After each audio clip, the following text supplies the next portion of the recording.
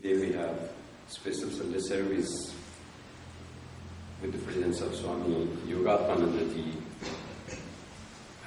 Almost all of you know him very closely. He's been very close to our center, but still it's formality to read this short bio. Swami Yogatmananda joined Ramakrishna order in 1976. He received his monastic vows in 1986. After being at Ramakrishna Mutt Center at Nagpur, India for 20 years, he was posted at the head of Ramakrishna Mission, Shillong, Meghalaya, India.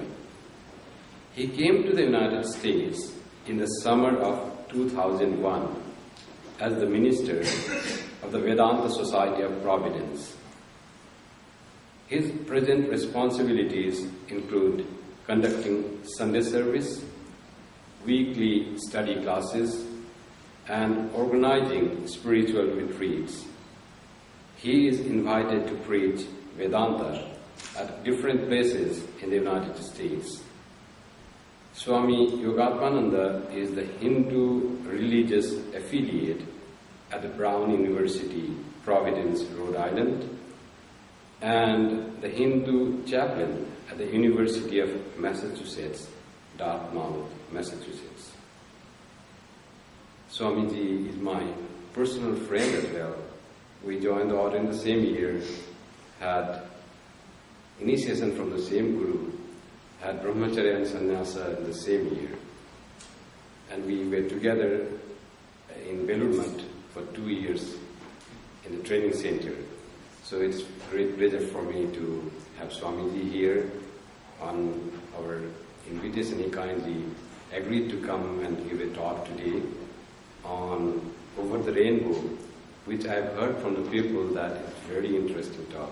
So I also hope to enjoy as you are eager to listen to the talk. Swami Yogatmananda ji Maharaj.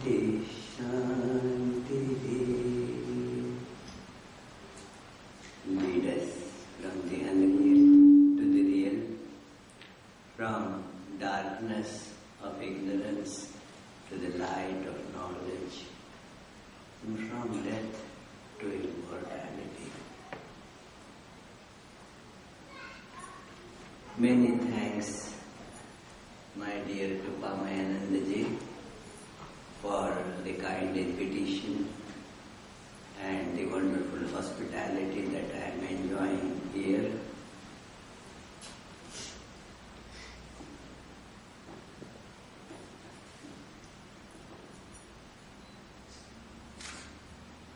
It has been my pleasure always to come here, and I therefore invite myself here, you can say. Not that he has to extend invitation. It is, I invite myself here, and most of you I have met a few times before, and although I don't remember the names of all of you, by face I recognize most of you. The subject for today's discussion, I am grateful to Swami Atmajnanananda for giving me hints for this subject. What happened was, in Providence, he had been invited to give a retreat, and and the subject he chose was Vedanta in Hollywood. So I was intrigued what is he going to speak, and he began his talk with a movie, a description of a movie, an old one, Wizard of Oz. And the movie was almost seen by almost everyone there. When he asked how many of you have not seen the movie, only 2-3 amongst some 80-some audience raised their hands. I was one of them. I had not seen. So since then, the devotees in our center there made sure that I see it. It is. But then I learned that it is the most watched movie in United States, most watched of all times. And then I also got to read the book, original novel written by L. Frank Baum, on which the movie was based. By the way, how many of you have not seen the movie here? Well, here there are quite a few. So many here need to be given some briefing on what the movie is about, what the novel is about, and that will, I think, surely inspire you to see that movie. What was meant to be a children's novel, The Wizard of Oz, originally was written as a novel by L. Frank Baum. L. Frank Baum had association with the Transcendentalist movement and was a theosophist for some time. Not exactly an affiliated person with theosophy, because he mentioned that he agrees with some of its tenets, not all. But certainly he had exposure to the Vedantic thought, and it will become apparent as we see that in this movie and that novel before that, there were many movies made on his novel. The novel became very popular, but what was made in 1939 under the direction of Fleming, it just crossed all the boundaries known for popularity, and now also it is considered most popularly watched movie. Usually I was told, and then I later saw that too, that during some holidays like Thanksgiving or New Year, that movie is even shown on the most popular TV stations, and people also now get it from the libraries or have that with them, that DVD with them, and watch it. So, what was explored here was the land beyond our sense perceptions.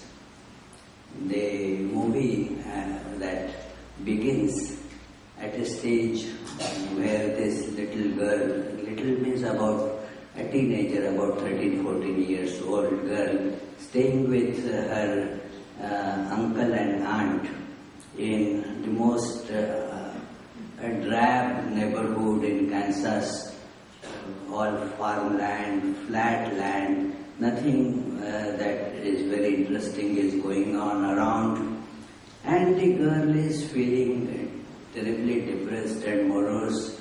She has a little nice dog, and the neighbor lady, she threatened to take the dog away because that dog bit her. So she actually got the order to take the dog away, and the dog had to be given to her. And as it happened that she was taking the dog in the basket to that city office, the dog jumped out and came back, to the joy of this little girl Dorothy. That dog's name is Toto. So the Toto came back, but there was that looming danger that she will take it it back again, and again it will have to be just killed. So she was very depressed with that thought and was thinking when this song she sings in the movie, that over the rainbow, she found no solace in this surroundings around her. All was very depressing, and the high aspirations that a human mind has, she was bubbling with those, but didn't find any means of satisfying them around the conditions that she was in. In the conditions that she was confined to, there was no means for fulfilling those aspirations. A storm was, in Kansas, there are often the tornadoes and big storms come. So one storm was kind of gathering there, and she started singing. Probably she saw a little faint rainbow and gave vent to her feelings that somewhere over the rainbow, way up high, there is a land that I heard of once in a lullaby. Somewhere over the rainbow, skies are blue, and the dreams that you dare to dream really come true. And the lullaby means we all have, right from childhood, this understanding, not very explicit, but quite strong, that there is some place where all that we seek in life will come to fruition. Our dreams will be fulfilled. What we seek can be obtained. Here, right from the childhood, we see that we meet frustrating defeats every now and then. Whatever we seek, we meet a big wall and get hit by the big wall. We cannot go beyond. We seek love, but we do not always get it. And our expectations are not fulfilled. Sometimes we get a ray of hope that my expectation, what I am seeking, is coming true. But next moment, we see that this was not what I had asked for. So, this from childhood, all of us, they are looking for something that is beyond. And this line is very significant. Somewhere over the rainbow. That it is, you get the feeling that you cannot get it here in this world. What is this rainbow? It signifies variety. The one light gets, you see it shining in 7 different colors. It gets variegated. The one appears in as many, and you are now living in the land of many. Land of many. I and you. Our world, our awareness is fragmented with this I and you, I and the world. And that itself is the source of all dissatisfaction and frustration. Because this I is always feeling dissatisfied and is seeking the fulfillment from the world. We feel that from the world I will get something that will fulfill me. A man feels that if he gets a woman, that will be a fulfilling thing in his life. I am feeling so depressed because I feel lack of something. And if I get this or this or this, put it in my life, and then that will be fulfilled. I feel that I have very little money, and if I get more, that will be a fulfillment for me. And we go on feeling like this throughout the life. We get what we sought in the sense, in the terms of objects. That, for example, the man seeking a nice wife gets a wife, a woman gets a husband, fine. But what was expected, that happiness and fulfillment, that remains as far away as ever. Because that was not actually the source of fulfillment. You get the objects, but not the fulfillment that you expected out of them. And thus, this sense of frustration gradually sets in. That sense of frustration grows on a thinking person. Not those who are dumb. Those who are dumb, they do not, they are satisfied just with this. They don't think. But those who think, they feel that sense of frustration and dissatisfaction in whatever is around. The life seems to be just going away without achieving anything tangible. They see that, well, they have achieved a lot of education. But what is that education? As somebody said that it is, this education means you become a learned fool, that's all. Collect lot of information and which in turn you know that was not true. It had lot of problems.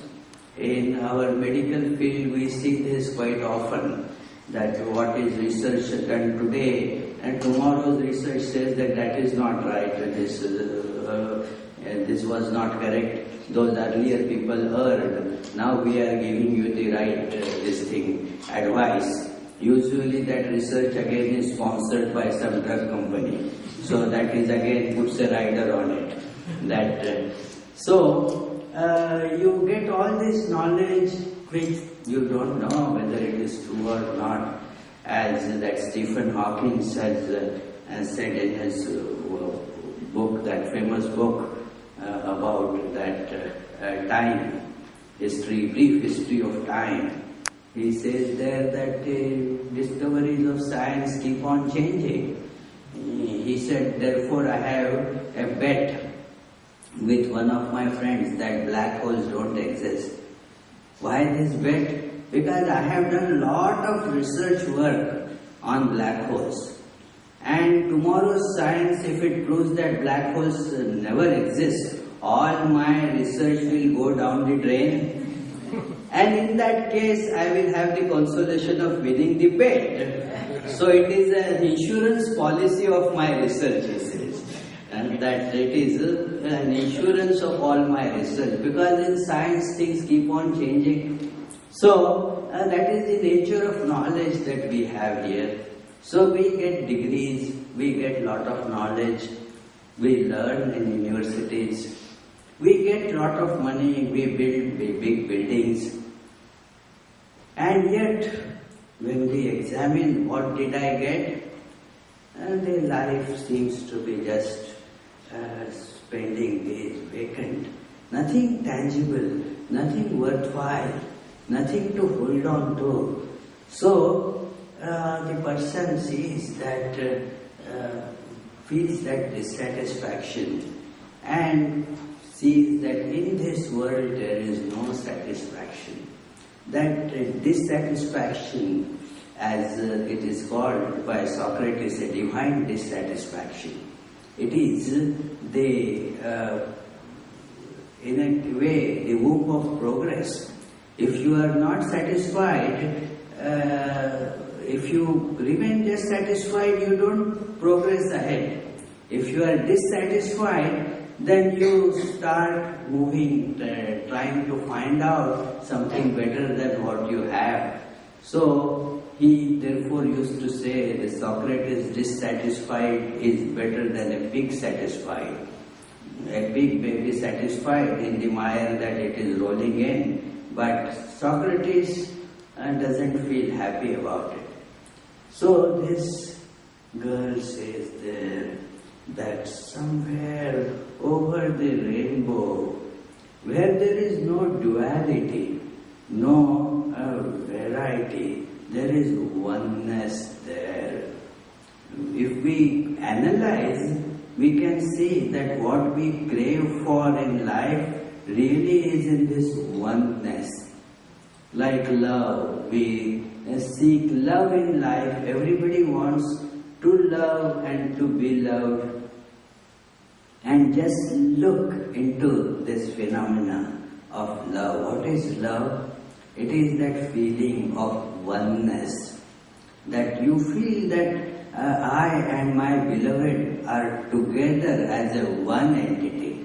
That oneness, that idea is central to love. Love means that. Our idea of happiness again is essentially in oneness. You see, I sometimes give this example, and you must have heard it from me before in my previous talks, that the ordinary pleasures also that we seek in life, like eating say cookie, I here and cookie there, no happiness. No.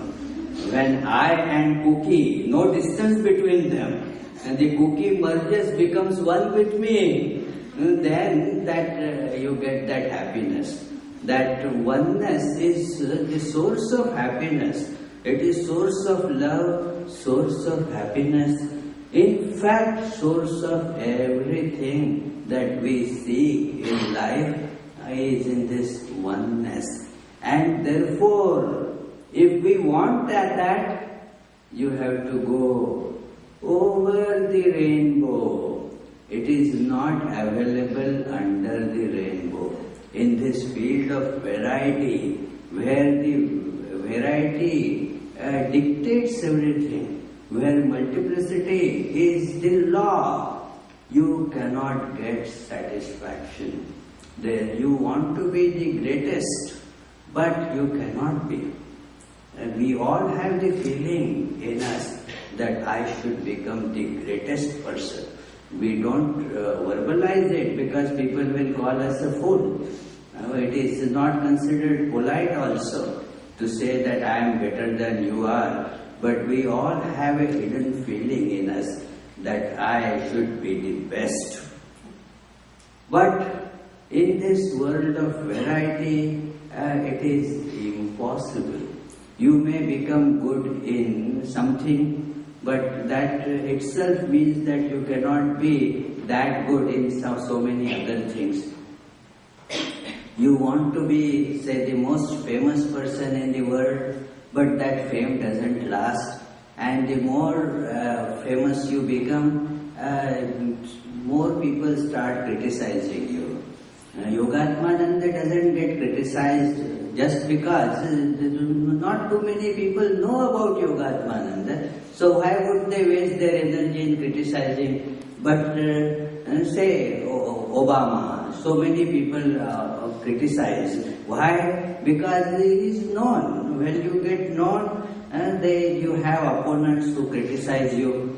Automatically that is a part of it. So under the rainbow, everything is filled with contradictions. There is where there is love, there is hatred also. It is wherever you seek this knowledge, as Sri Ramakrishna used to say, the knowledge and ignorance increase in hand here. The more one has knowledge, the more has ignorance also. The statement sounds quite enigmatic, but it is true that the more the knowledge is, the more you become aware how ignorant you are. So your ignorance also increases as the knowledge increases. Then this under the rainbow, this is the situation. But most of us somehow become reconciled to this life, thinking that this is what it is, so let us spend just life like this, like others do. Instead of trying to go beyond and fulfill our aspirations, we lower our ideal. Look at all the millions and millions of people they are doing.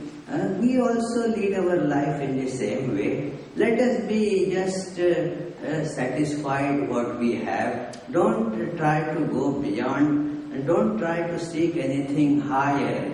Maybe you can seek a little raise at your job. That's about it.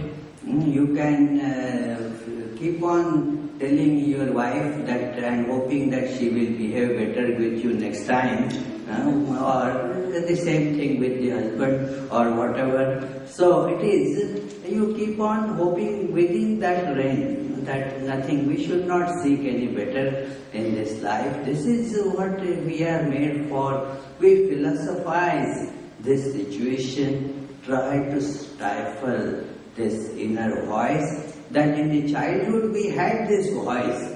If we go back and think of the childhood, we can remember in the childhood we had those big aspirations. But later on, in this getting accustomed, getting the blows of this mundane life, we have forgot them, we smothered them. We decided to just adjust with this kind of mundane life. And this is how our life is. Need not worry about anything more. Just make the best of this whatever life we have and go, as Swamiji says, make hay while the sun shines. Forget about it. And there is a story about that I got it second hand from Adishwaranandaji, that it is, there was a farmer living in this upstate New York, had a nice farm, and the son didn't want to be in this farming life. Father tried to persuade him, well, we have a nice farm here, you are my only son, and you can help me here, we are very happy family. He said no, he wants to go to New York and in the stock exchange and make millions there. And so when he was about 15, 16, he left the home and went to New York. First tried to get millions at the Wall Street, didn't make anything, tried to get jobs here, there, didn't find any worthwhile something. Then ultimately ended in that train station there, Penn Station, big train station, and started polishing the shoes, shoe polish. So the people then at the upstate New York at the farm, they started saying that the father makes hay while the sun shines. And the sun shines while father is making the hay. So it is that kind of that life we reconcile to. Okay, so whatever choices we have, let us be with that and don't think of the big thing. Swami Vivekananda mentions this in Practical Vedanta and many other places also. And in fact, that was a big piece of inspiration for my personal life, that there are two ways in which people approach this situation. One is just be satisfied with whatever things are around. Don't think of any higher ideals. After all, we are human beings, and human beings have these natural limitations. So let us be just satisfied with that and live our life. That's about it. So they lower the ideal. Instead of raising themselves to the ideal, they lower the ideal. There is another class which does not get satisfied satisfied with this. They want answers. They do not want to somehow make adjustments with what is just available. They have that firm belief that if they are really seeking something, that must be there somewhere. Otherwise, why is that seeking is or that desire is there? That desire indicates that there is something, the fulfillment of it also is there, and therefore they refuse to get bogged down by all this kind of advice. Oh, don't worry about it. This is just the human existence is like that. And then we are all bound here by our flesh. Even though you get big aspirations, we also had these aspirations in our youth, but we found that it is not possible. So just lead this what is called normal life. And normal life means